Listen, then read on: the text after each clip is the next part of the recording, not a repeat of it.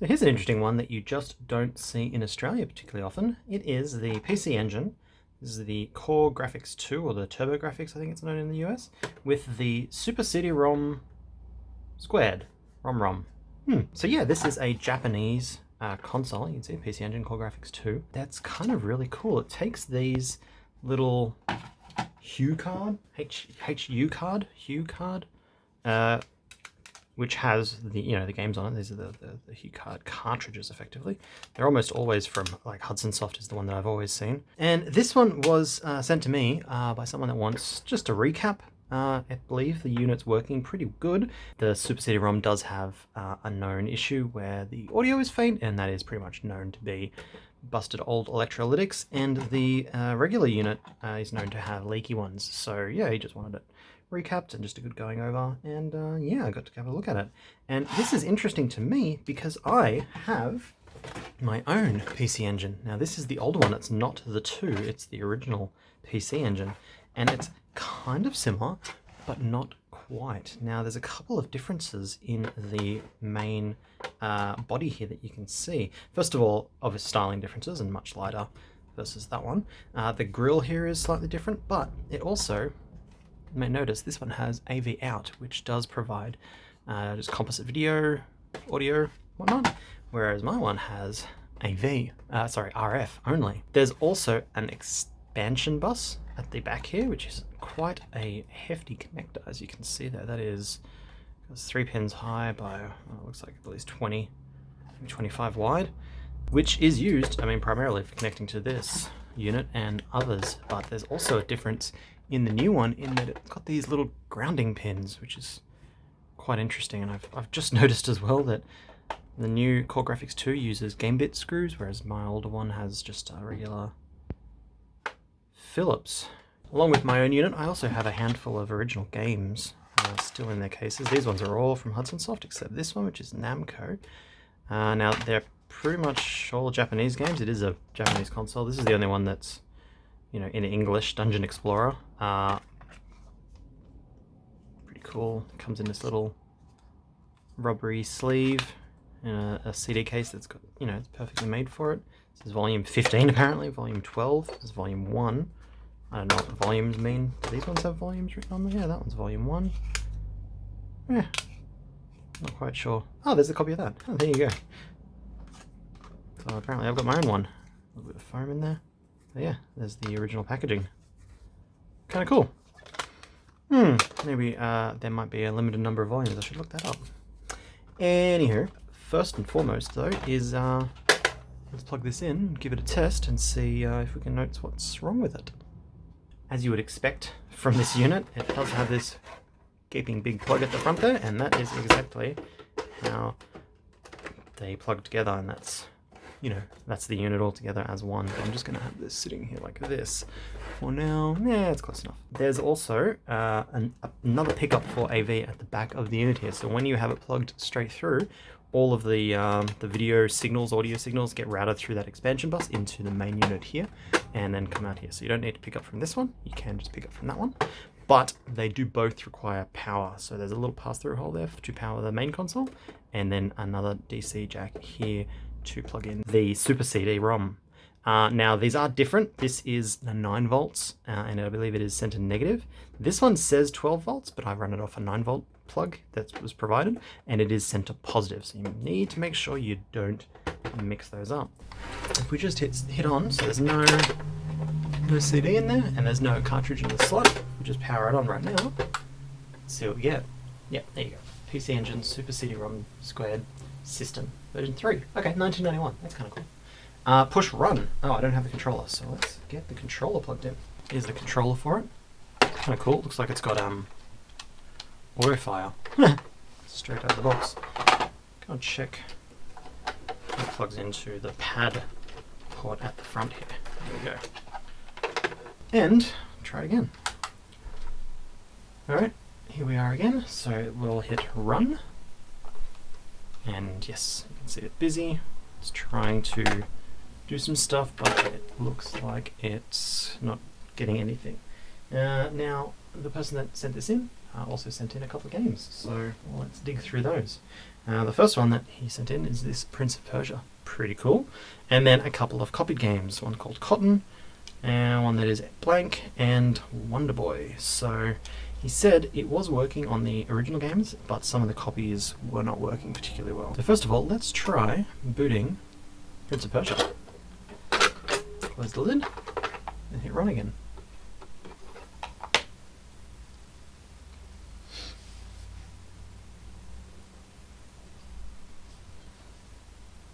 Yeah, look at that. Cool. Seems to be starting pretty much immediately. Not getting any sound at all. That's not good. Settings here. Ah. I am muted.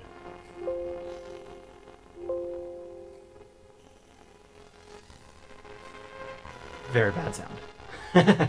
Yeah, okay. So the music is coming through, but it sounds terrible. Very distorted, very muted. But let's see. Yeah, so the buttons are working. Console seems to be going good. Just terrible sound. A little bit slow. Just run. Yeah, that sounds bad.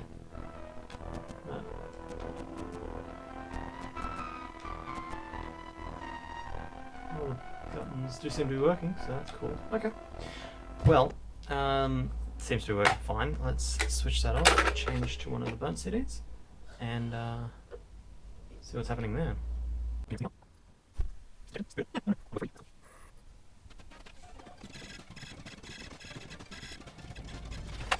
Yeah, I don't know.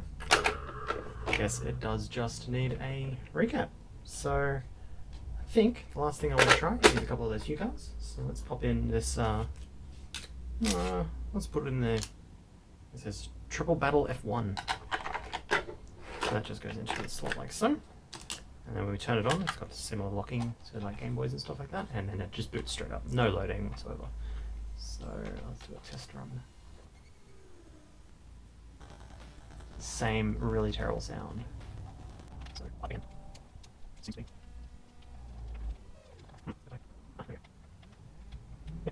Again, just terrible sound. So I think this does indeed just need a recap. So let's crack it open. See what we need to do. Alright, let's start with the baby unit here. So like I said, we will need a game bit. Oh, there we go. Cool.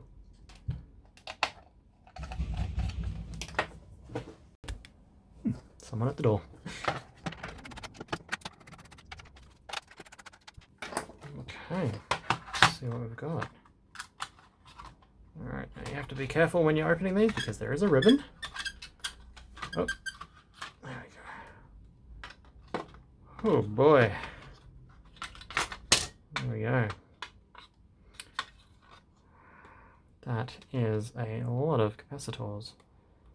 But they look fine. Oh no, I can see some leakage. Okay. Well, there's a switch on the front. Let's get this card input board off.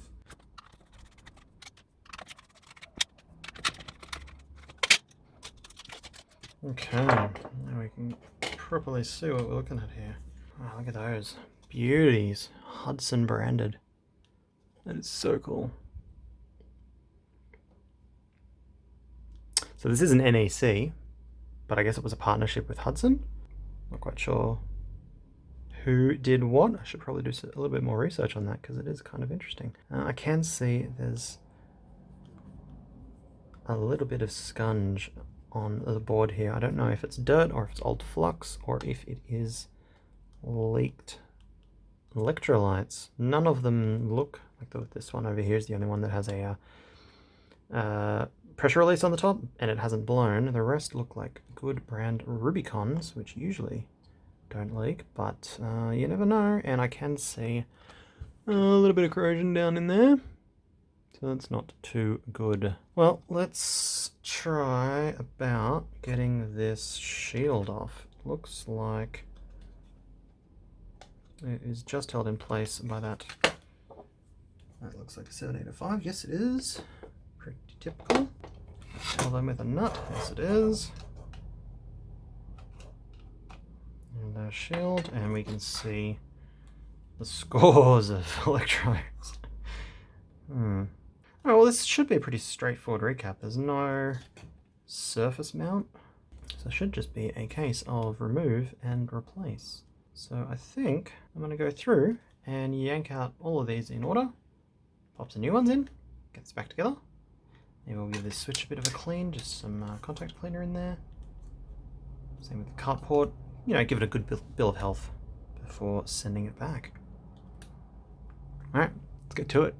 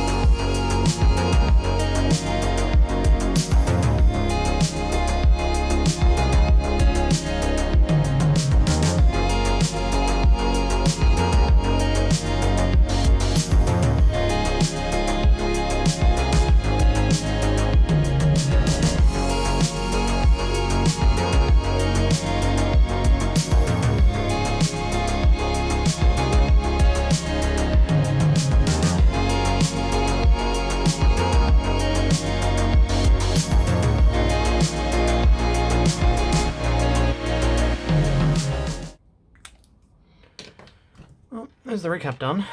While I'm at it, I might just replace this 7805. It is date code 92, which means it's pretty old at this point.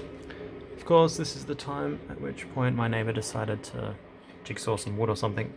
Very noisy outside, but yeah, let's try to get that off and pop a new one in.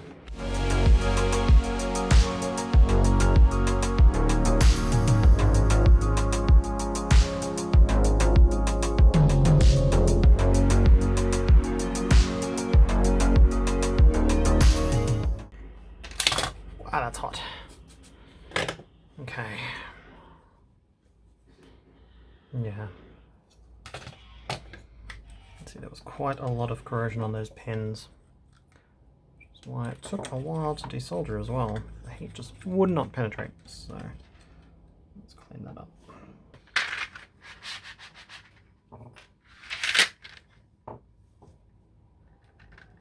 Okay, so we just need to make sure that does line up with the existing hole. What you should be able to do is bend it to the same length as this guy. So pretty much about there. Legs are pretty forgiving though. You can bend them after the fact. There we go. Now, what we also need to do is make sure there's a bit of stuff to go in here. So there was a shield, there was a washer, and there was a bolt here. So the bolt went through the top, and then the washer. Let's put it all together like this.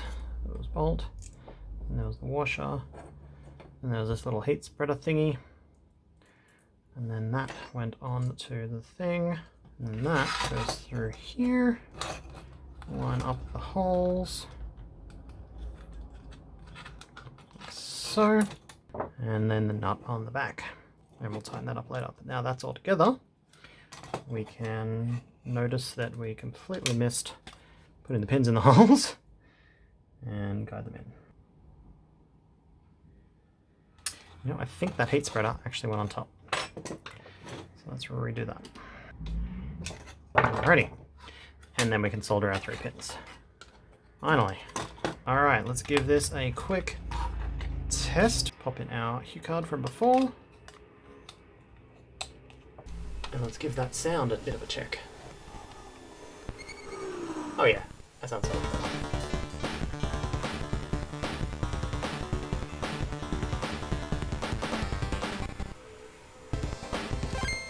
Yeah, that's immediately better. Like, come on. Night and day.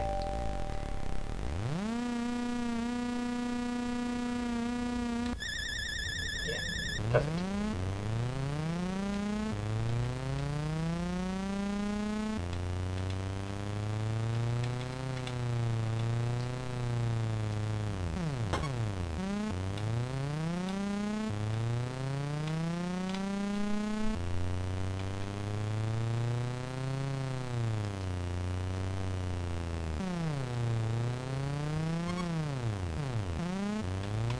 Alright, oh well, I suck. Anyway, sorry. I get so distracted. Yeah, just giving it a final inspection, deciding whether I should give this a full clean, but I think otherwise it's fine in here. What I will do, like I said before, is just pop a little bit of deoxit down in the power switch here. So there is I should have done it before I put the heatsink on. There is a little hole in there. I can't really get in. That sucks. That's okay. I'll wedge the...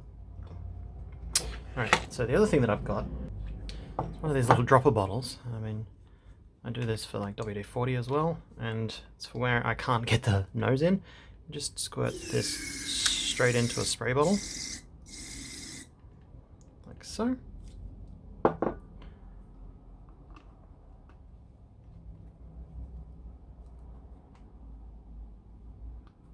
And then I have a little dropper bottle of deoxit that I can put in much more carefully. Beautiful.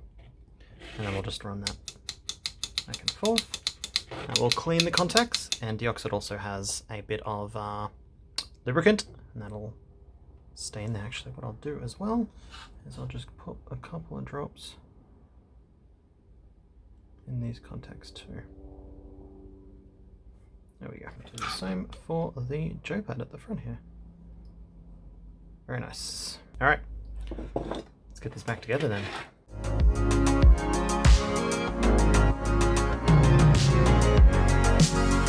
As always with plastic with metal screws, turn the screw backwards until you feel it drop in to the threads, and then thread it the rest of the way.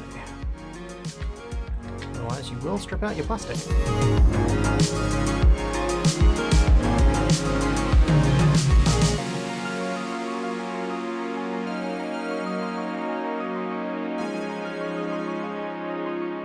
Done. Might just give this a bit of a wipe down, but otherwise we have a perfectly recapped and working PC Engine Core Grafx 2. Now let's move on to the Super CD-ROM². Okay, here we go. I don't see any overt corrosion or leakage from capacitors though. Yeah, it's kind of scungy around this entire area. Case in point. Well, it turns out I am a little bit short, so I'm gonna have to go shopping. Yeah, it looks like we've got some leakage here. Now this is what I was talking about earlier when I said I'm looking for signs of leakage. So I just kind of went through hell trying to get these heat sinks out.